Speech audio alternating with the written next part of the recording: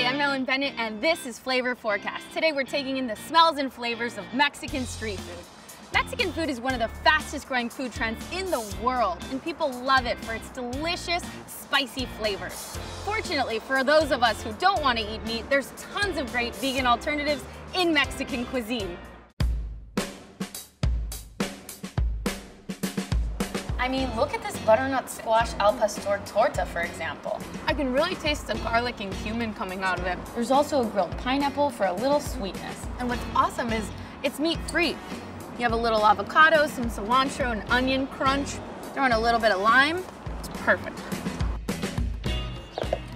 Or check out this mushroom tinga tostada and nopal salad. It looks like it's packed with flavor. You get all the citrusy notes. You have the crunch from the onions. You got lots of fresh tomatoes. It's delicious. And then you have this beautiful tostada. I love it. You have all the refried beans, the cilantro, salsa, crema, all the things that you love in Mexican food. So no matter where you are in the world, just know that you can find all those delicious flavors that you love in a vegan version.